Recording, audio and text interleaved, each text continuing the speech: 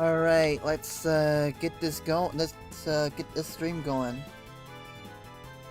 Hello everyone, thank you for tuning in with me. And welcome to day 19, for those of you who are keeping track. We are now in day 19 of Advent of Cyber. And of course, welcome everybody. Thank you for tuning in with me on this homestretch Taco Tuesday of my stream. Of course, it's my day 19 Advent of Cyber stream, and we only have about five streams left in this series. So thank you for tuning in with me, everybody. Don't forget, folks, to like and favorite, or actually like and retweet my most recent tweet on my Twitter account, Kiri Bloodrose. All one word, no underscore. Kiri Bloodrose is the name to follow, and of course, like or retweet my most recent Twitter post, and I will give you a Twitter shout out. And not to mention, folks, do not forget, I will also be, I'm also on Mastodon, so favorite and boost my most recent Mastodon post, and I'll also give you a shout out as well.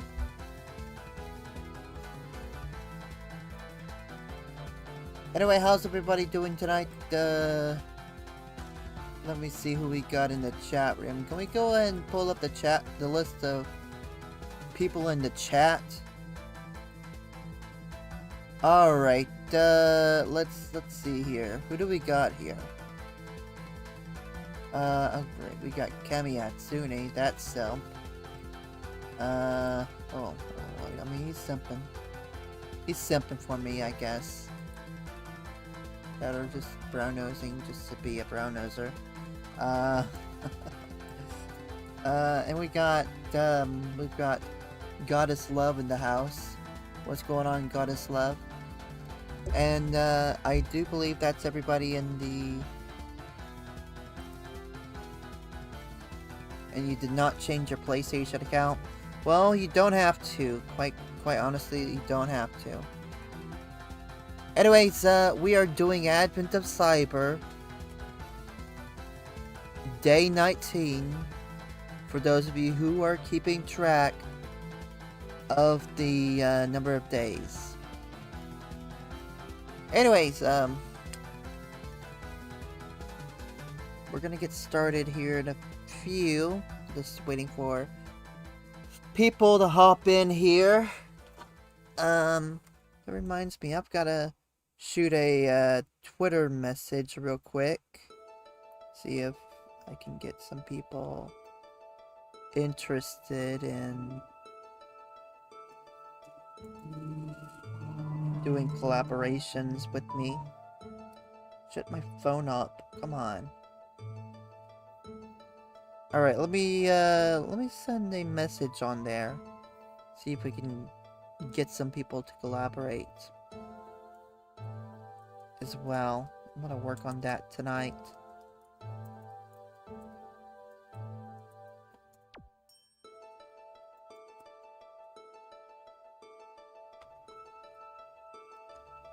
Anyway, I'm getting TryHackMe loaded up here, so let's go ahead and do that. Go ahead and pull up the PC shot. Alright, we are now doing some TryHackMe for day 19. And after that we'll be in the real home stretch. Day 20 and through 24. So we're almost done with the Advent of Cyber. We are almost done.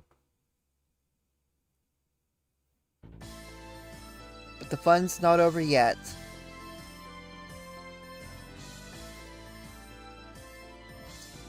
Folks, the fun is not over yet. because we're dealing with cryptoid miners.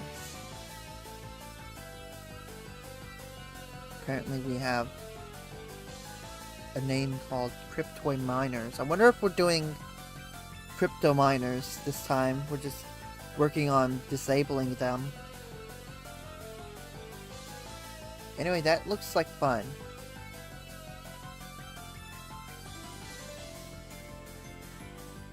Let me go ahead and start the machine real quick before we really begin. So this is a Volatility Linux machine we're working on. We're doing memory forensics. Up, and I bumped my microphone again. Alright.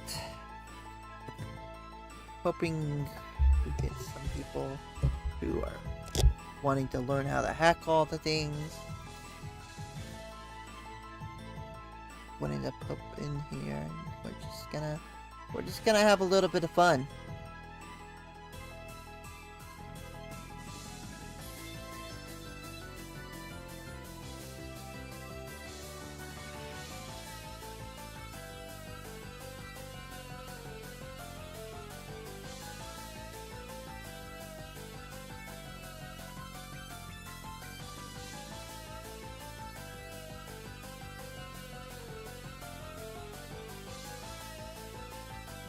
Alright. So let me break out. Also, let me break out something. I got something else to consume rather than a monster. And of course, I am consuming some Coke over here. We're gonna open this can of Coke right now.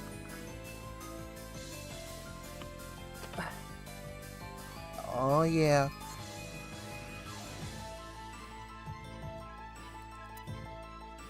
Good stuff. And look, folks, I know Coke rots your teeth. But shit, that shit's good. Especially the cherry flavors.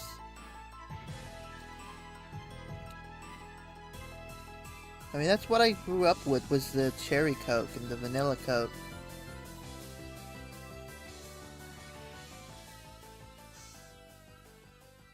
It's not I don't think I've ever drank any of that new Coke or Coke 2. And if I did, I was probably very, very much too young to remember. But let's go ahead and just start with the story for the day. And it looks like we've got... How much of a read have we got? Okay. So we don't have that much of a read, so we'll probably be done in about an hour. Less than an hour. So let's get started. The elves are hard at work inside Santa's Security Operations Center, or SOC, looking into more information about the insider threat. While analyzing the network traffic, Log McBlue discovers some suspicious traffic coming from one of the Linux database servers. Quick to act, Forensic McBlue creates a memory dump of the Linux server along with the Linux profile in order to start the investigation. Our learning objectives today will be to understand what memory forensics are and how to use them in a digital forensics investigation, understand what volatile data and memory dumps are, learn about volatility and how it can be used to analyze a memory dump, and learn about the volatility profiles. Memory forensics, also known as volatile memory analysis or read access memory forensics, is a branch of digital forensics. It involves the examination and analysis of a computer's volatile memory, or RAM, to uncover digital evidence and artifacts related to computer security incidents. cybercrimes, and other forensic investigations. All that kind of stuff. This differs from hard disk forensics, where all files on the disk can be recovered, then studied. Memory forensics focuses on the programs that were running when the memory dump was created. This type of data is volatile because it will be deleted when the computer is turned off. In computer forensics, volatile data refers to information that is temporarily stored on a computer's memory or RAM and can be easily lost or altered when the computer is powered off or restarted. Volatile data is crucial for digital investigators because it provides a snapshot of the computer state at the time of an incident. Any incident responder should be aware of what volatile data is. The reason is that when looking into a device that has been compromised, an initial reaction might be to turn off the device or contain the threat. Some examples of volatile data are running processes, network connections, and RAM contents. Volatile data is not written to disk and is constantly changing in memory. The issue here is that any malware will be running in memory, meaning that any network connections and running processes that spawn from the malware will be lost. Powering down the device means valuable evidence will be destroyed. A memory dump is a snapshot of memory that has been configured to perform memory analysis. It will contain data related to running processes captured when the memory dump was created. Memory forensics offers valuable benefits in digital investigations by capturing real-time data from a computer's volatile memory. It provides rapid insight into ongoing activities, detects stealthy threats, captures volatile data like passwords, and allows investigators to understand user actions and system states during incidents, all without altering the target system. In other words, memory forensics helps confirm malicious actors' activities by analyzing a computer system's volatile memory to uncover evidence of unauthorized or malicious actions. It provides crucial insights into the attacker's tactics, techniques, and potential indicators of compromise, or IOC. Another thing to keep in mind is that capturing a hard disk image of a device can be time-consuming. Then you have to consider the problem of transferring the image, which could be hundreds of gigabytes in size. And that's before you even consider how long the analysis will take the incident response team, or IR team. This is where memory analysis can really help the IR team. Capturing a memory dump from any device will be much faster and smaller. Suppose we prioritize RAM over a hard disk image. In that case, the IR team can already start analyzing the memory dump for IOCs while beginning the process of capturing an image of the hard drive. A process is an independent, self-contained unit of execution within an operating system that consists of its own programming code, data, memory space, and system resources. Imagine your computer as a busy chef in a kitchen. The chef can cook multiple dishes simultaneously. But to keep things organized, they use separate cooking stations for different tasks. Each cooking station has its own ingredients, pots, and pans. These cooking stations represent what we call processes in a computer. This is crucial in memory forensics because knowing the processes that were running during the capture of the memory dump will tell us what programs were also running at the time. We can categorize processes into two distinct groups. User process. These are processes that a user has started. They typically involve applications and software users interact with directly. An example will be Firefox, a web browser that we can use to surf the web. And a background process. These are processes that operate without direct user interaction. They often perform tasks that are essential for the system's operation or for providing services to user processes. An example would be automated backups. Backup software often runs in the background, periodically picking up data to ensure its safety and recovery.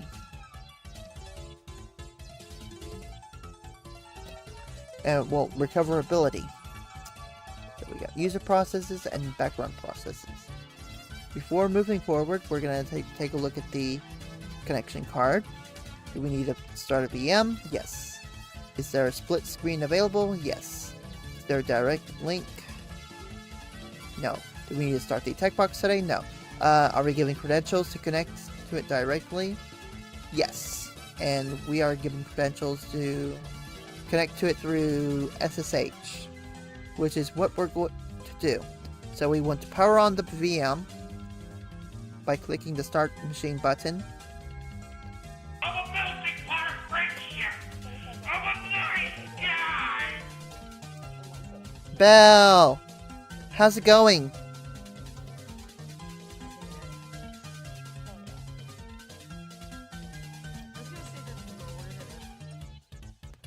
How was your stream? I think it went well. I saw you were doing something on Discord. I didn't realize you were streaming as well.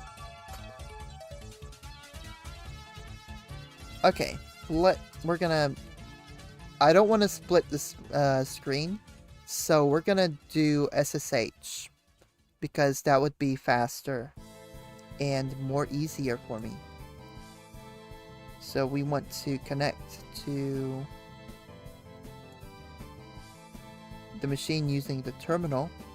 We type in yes.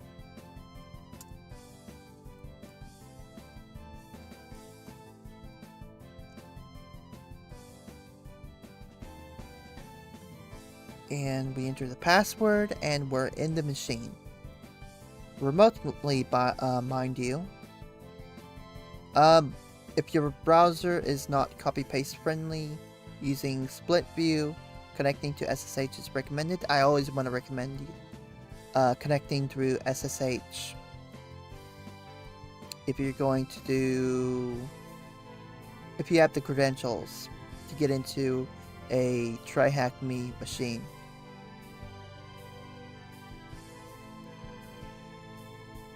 Anyway, I'm hoping your stream went well. And thank you for the shout. There's a shout out for unnecessary commentary if anybody wants to check her stream out. Or their stream. I know it's a couple of people that do the streams.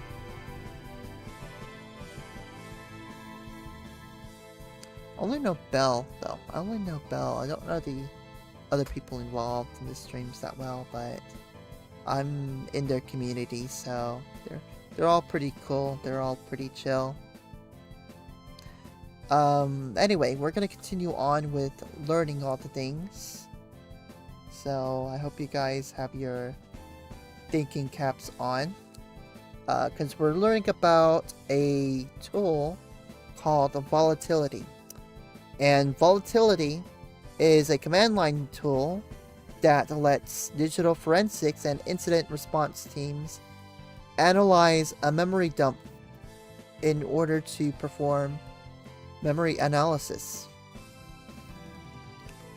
Volatility is written in Python, and it can analyze snapshots taken from Linux, macOS, and Windows.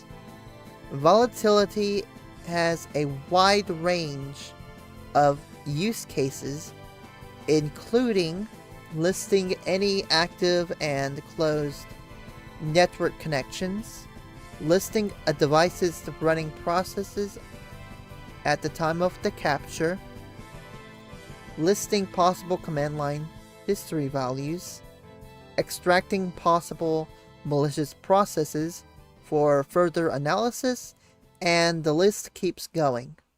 For this task, we'll examine the memory dump of a Linux device. For our convenience, the volatility is already installed in the VM.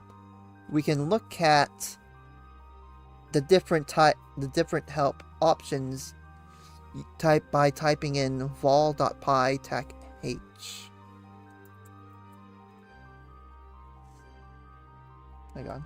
vol.py -h.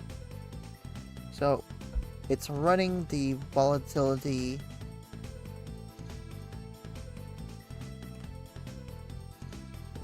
framework. We got a whole lot of commands in here.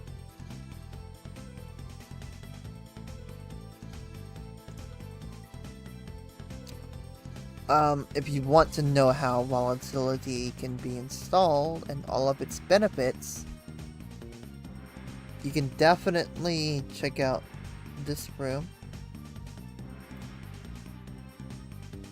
The volatility room, which is subscribe only, unfortunately, but if you have a subscription to TryHackMe, it's a good thing to check out. Anyway,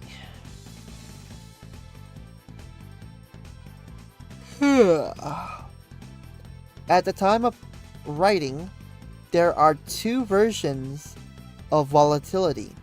Volatility 2 is built using Python 2, and Volatility 3 uses Python 3. There are different use cases for each version, and depending on this, you might choose one over the other. For example, Volatility 2 has been around for longer, so in some cases, it will have modules and plugins that have yet to be adapted into Volatility 3. For the purposes of this task, we're going to use Volatility 2. Before we start analyzing the memory dump, we're going to go into what profiles are and how volatility uses them. Profiles are crucial for correctly interpreting the memory dump from a target system. A profile in volatility defines the operating system's architecture, version, and various memory specific to the target system. Using the appropriate profile is crucial because different operating systems and versions have different memory layouts and data structures. Volatility comes with many profiles for the Windows operating system, and we can verify this using the vol.py -info command. We have a lot of these commands right here.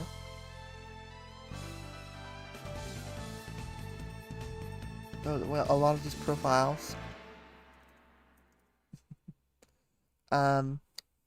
Did you notice that there are no Linux profiles listed? Profiles for the Linux operating system have to be manually created from the same device the memory dump is from. Here are some reasons why we typically have to create our own Linux profile. Linux is not a single monolithic operating system, but rather a diverse ecosystem with many distributions and configurations. Each distribution may have different kernel versions, configurations, and memory layouts. This variability makes it challenging to create a one-size-fits-all profile for Linux. Unlike Windows, which has a more standardized memory structures and system APIs, Linux kernel internals can vary significantly across different distributions and versions. This lack of standardization makes it difficult to create generic Linux profiles. Linux is open source, meaning that its source code is readily available for inspection and modification. This leads to greater flexibility and customization, but also results in variability in memory structures.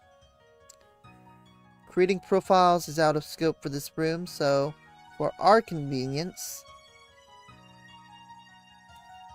a profile is already in the desktop directory in the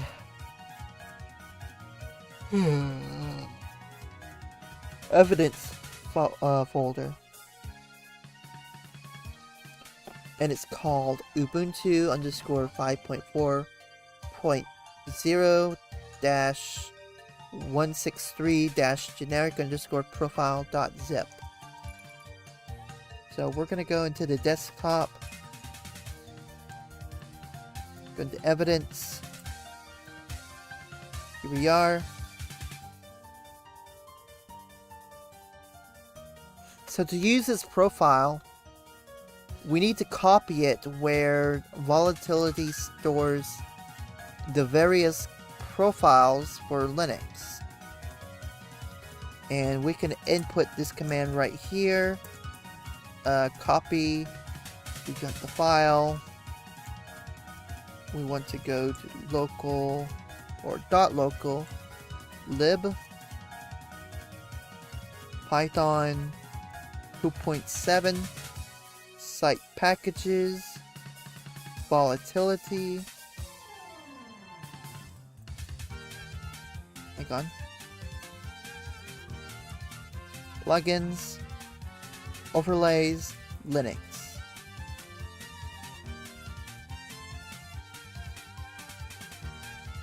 And this will take care of this for us.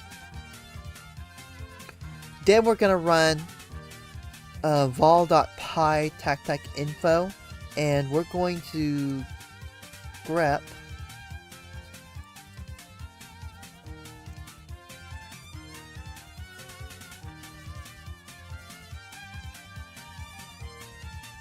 we're gonna grep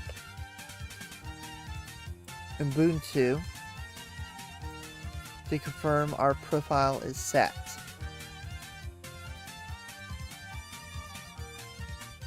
So we're gonna look for the Ubuntu profile now, which we have.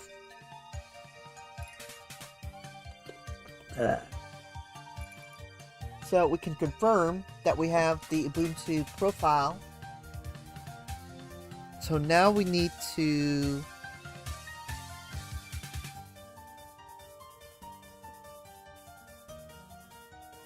what do we need to do? So we need to go into ls. We can confirm. We've already confirmed it's there, so we don't have to use that command. We can confirm it's there.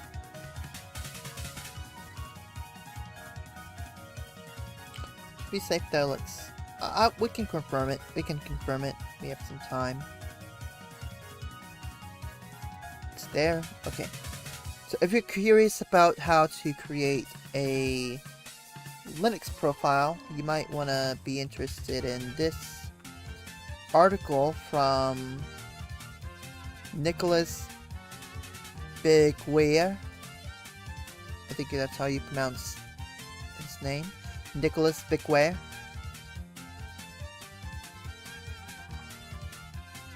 Security Post-it number 3, Volatility Linux Profiles. So look that up if you're interested. So now we can begin our analysis.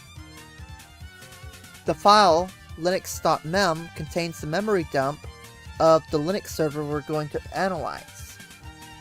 This file is located in our home directory.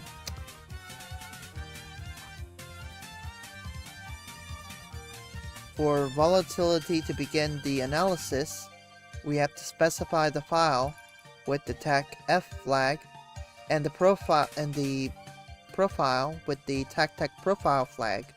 We can use the TAC-H flag to look at all the different plugins we can use to help with our analysis. So let's run vol.py, TAC-F, and linux.mem profile.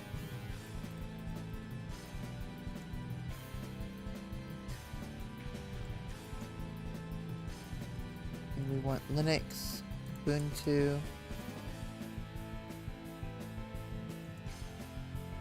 5_4_0 TAC 163 generic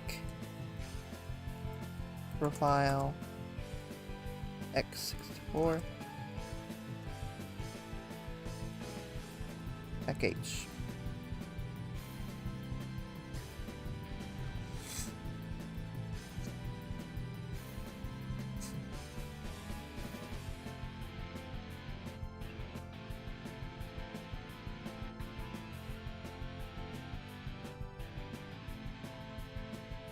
So we're being given some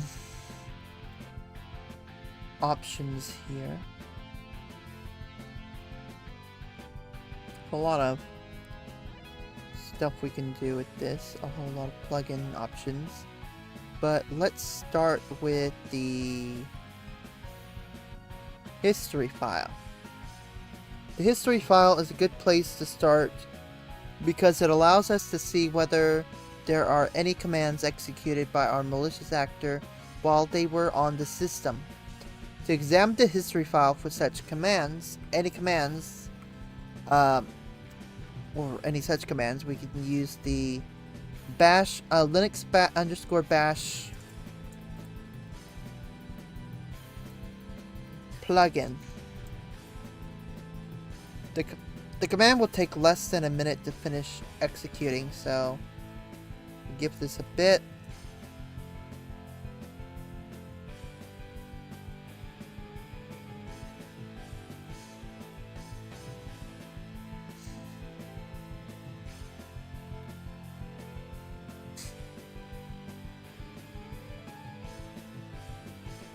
Okay, so we're getting some commands here. We're gonna see what all the commands were. Give me a drink real quick. Give me a drink.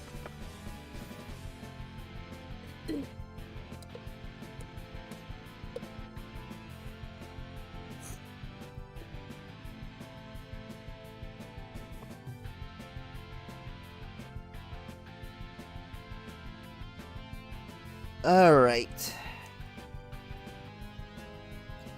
So we're giving this a bit. We got sudo su, so this went into root. Get clone.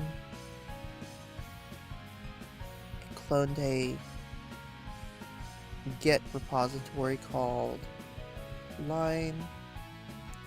I edited some bash history. We can see a MySQL login right there. That's pretty interesting.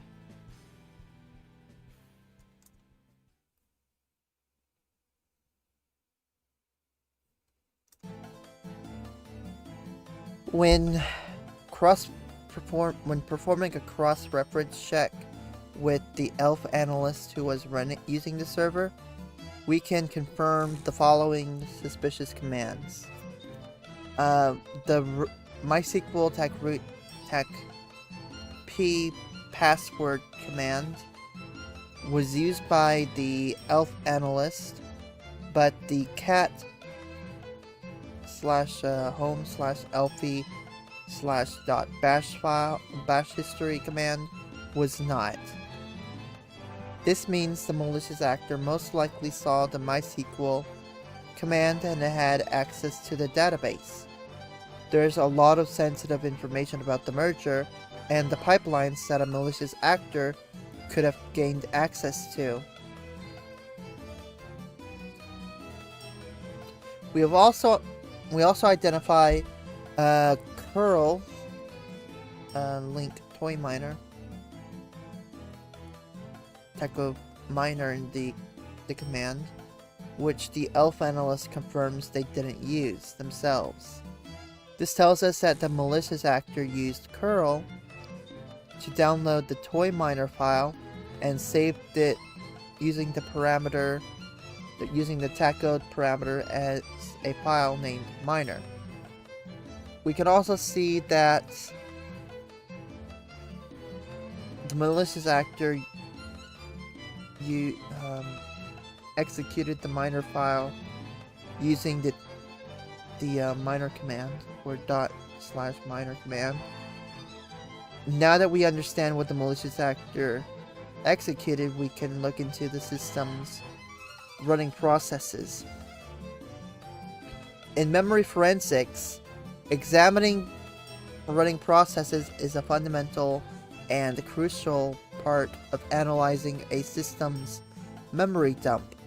Analyzing running processes in memory forensics can be highly effective in identifying anomalies because it provides a baseline for what should be expected in a healthy and normal system. For example, we know that the miner program was executed, so let's see what the process looked like. To examine the running processes on the system, we can use the Linux_pslist plugin.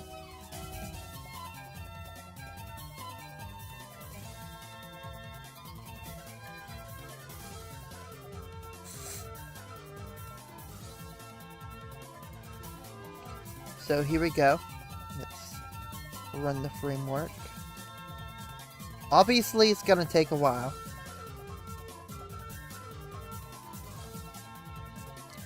I see Ghost is live.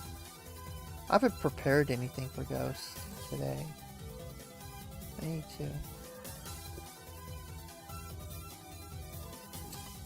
So we can see there is a miner process that was running.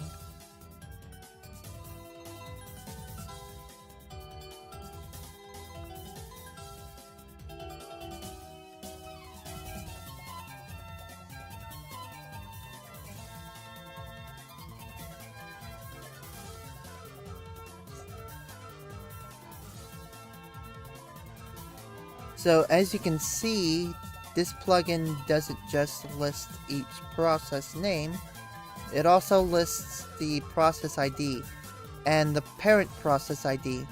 This helps determine what is often referred to as a parent-child relationship between the processes.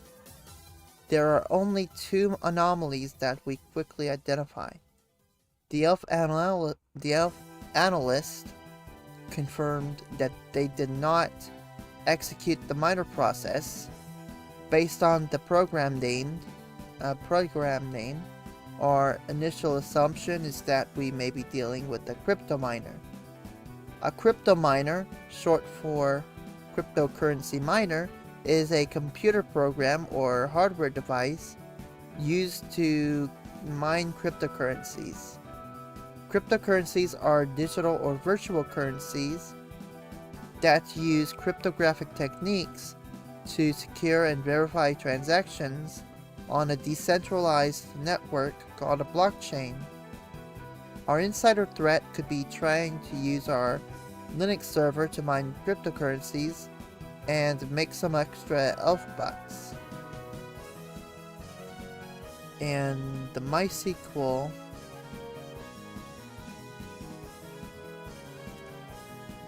server seems to be benign, but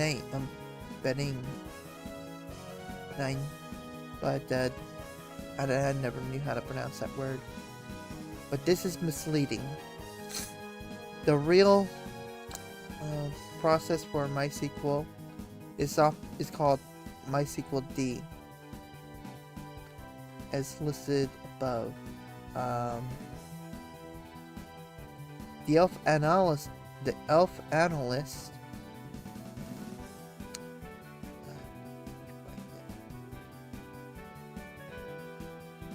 Let me find it real quick.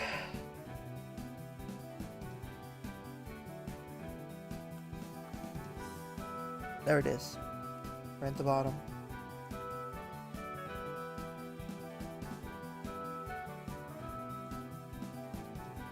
The elf analysts confirmed that they didn't execute this. Given that the PID of the process is different from the PPID of the miner process, this process did not spawn from the miner directly. We would like to know more about these processes. A good way to do this is by examining the binary of each process. A good way to understand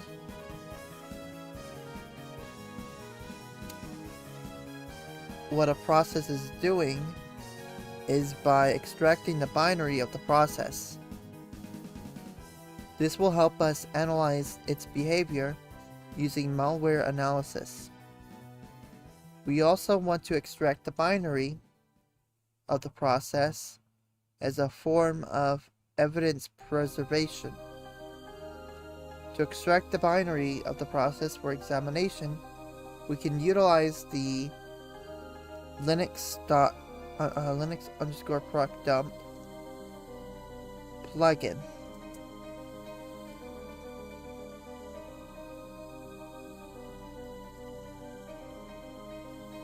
We just need a directory to indicate where we would like to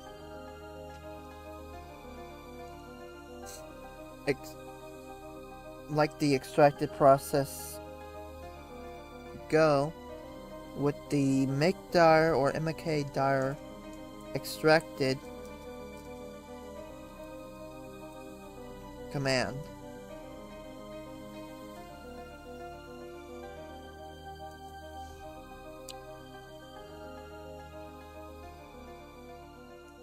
Then we use the detect uppercase D command or flag to tell volatility where to place the extracted binary and indicate the process's PID with the TechP flag. Creating a separate directory doesn't help us stay organized. Creating a separate directory doesn't just help us stay organized. It's required by volatility in order to avoid errors.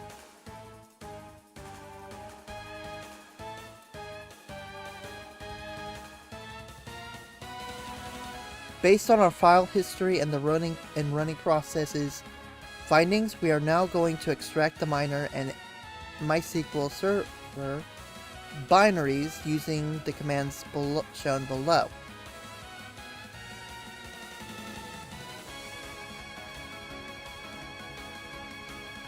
So let's see, we're gonna need the PID,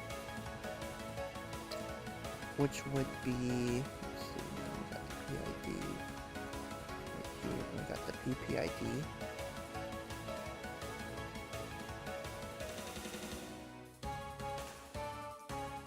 We got the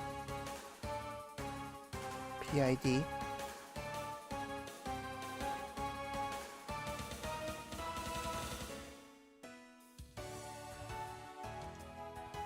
So let's go ahead and start extracting.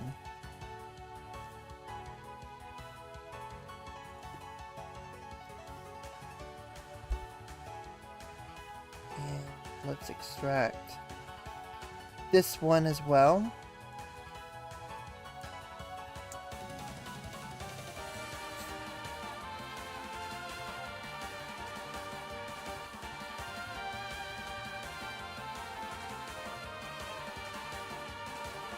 Cool. Now, when you are doing this on your own, remember to replace PID with the PID number from the previous step. We have now successfully extracted the suspicious programs into the extracted folder. Having heard all the commotion, McSkitty offers to help with the investigation by taking over the operations threat intelligence tasks right here.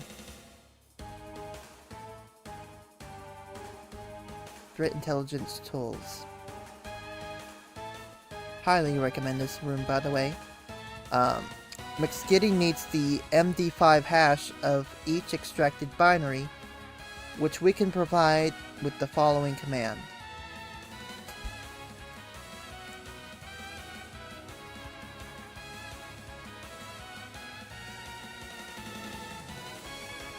So let's get our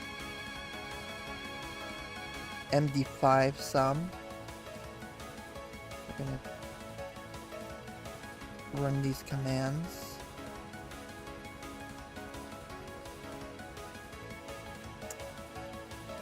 So we got the first MD5 sum,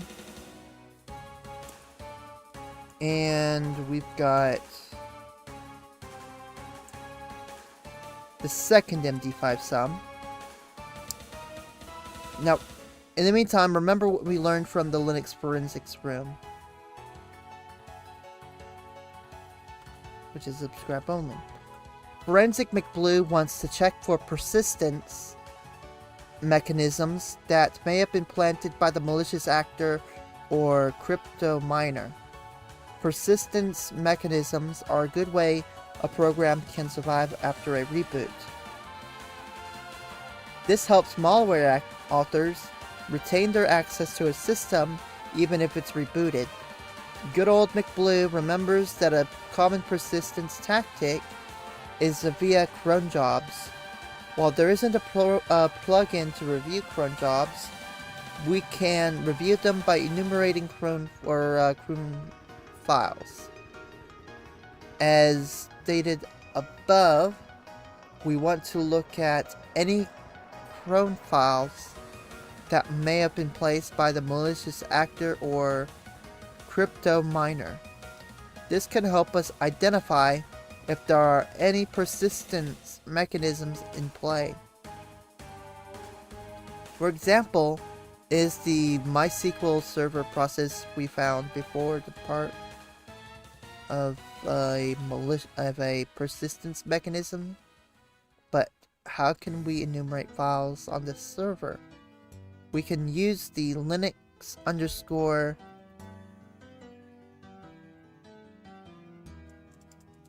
enumerate files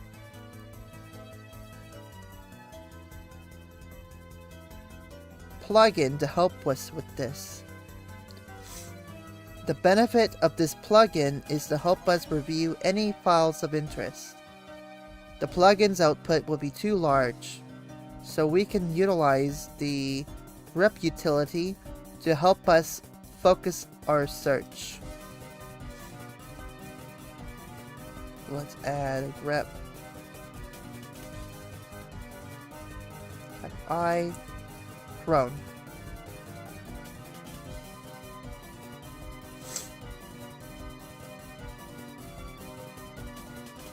So we go ahead and do our thing. I don't know if we'll have time for GTA, but we'll see. It depends on how long this takes.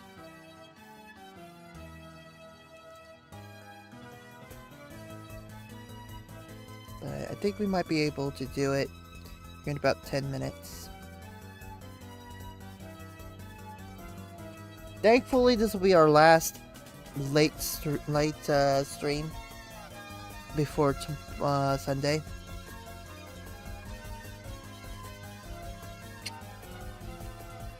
I'm gonna send out some invites to Festivus as well tonight.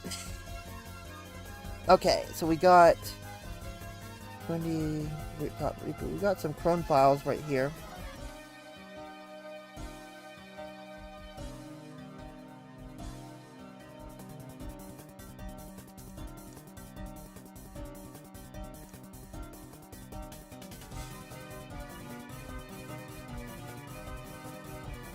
So we quickly identify the cron tab located in /var/spool/cron/crontab/Elfie.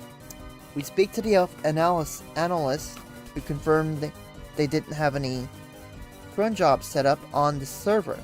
We can now extract the file by selecting the inode value, the hex-like value located to the left of the file name, using the tech O option to name our file during output and replace it with inside our previously created extracted directory.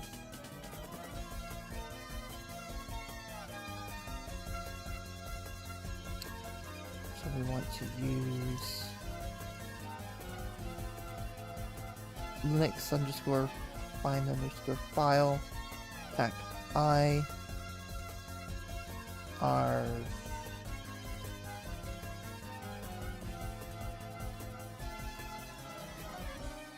inode value is right here. Tech O extracted, and we'll name it Elfie.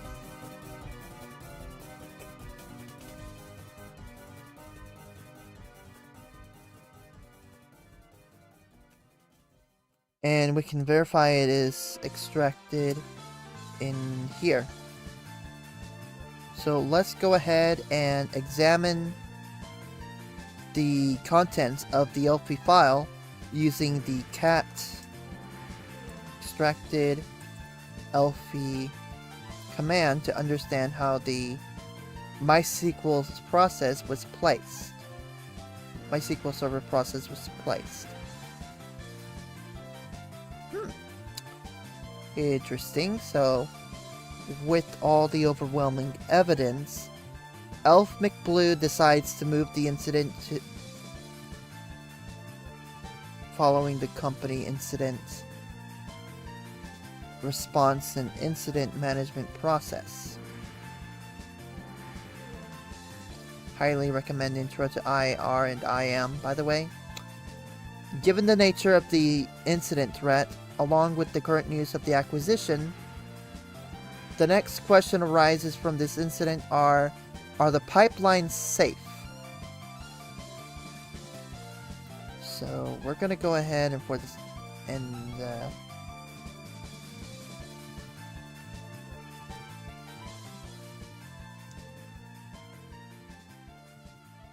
gonna go ahead and just go through everything.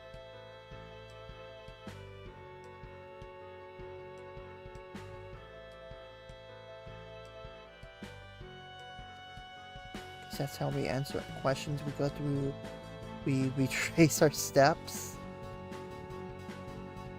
basically.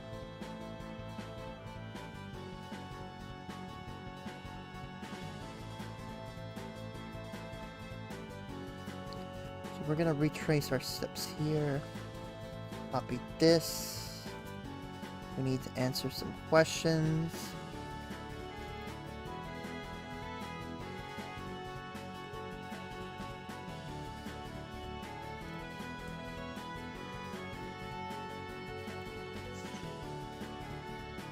Okay, we need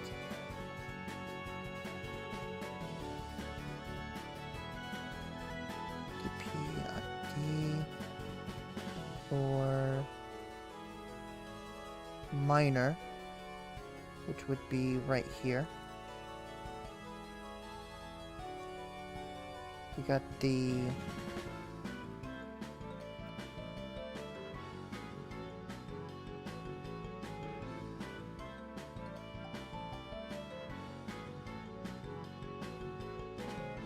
MD5 sum. For both of these.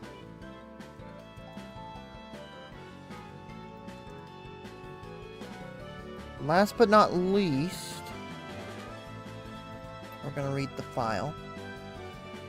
We're going to use the command strings extracted minor whatever number, whatever PID and stuff. Then we're going to grep HTTP and look for a URL.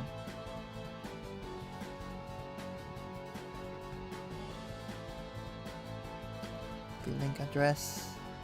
Now we need to defang this with brackets. We need to defang this link.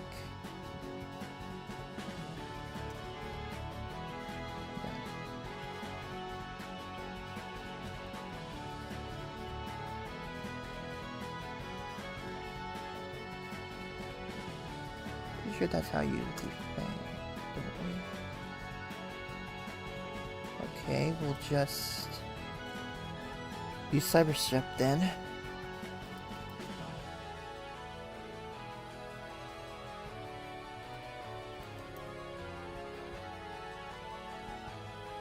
Fang. Oh, for sure that's how you did it. What link did we get? I'm certain that was the link.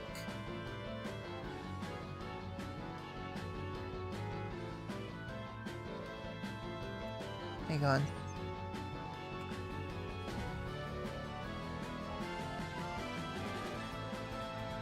Hang on. I have to do it right. No, don't. Copy link. Okay. Needed that in between the brackets. Okay.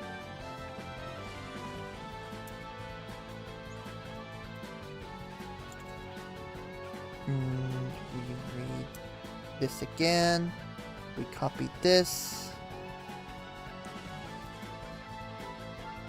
And there we go. And if you enjoyed this task, feel free to check out the volatility room on TryHackMe with your subscription. Alright guys, that was fun. So I need to go ahead and wrap it up here if I'm going to make the other stream on YouTube, which we're going to schedule for 9:45.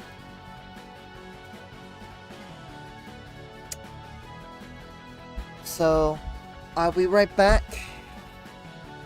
For those of you who are watching on YouTube, thank you for watching. I need to schedule this right now on YouTube.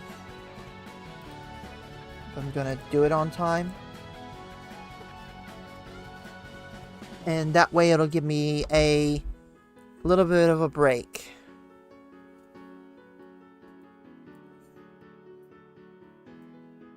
So, thank you everybody for tuning in. If you're watching on YouTube, or stay tuned on Twitch. We are going to still be live on Twitch. And if you're watching on YouTube, hop on over to the other YouTube stream where I'll be playing some GTA. So, thank you everyone. I'll get you some chat room shoutouts on the other stream.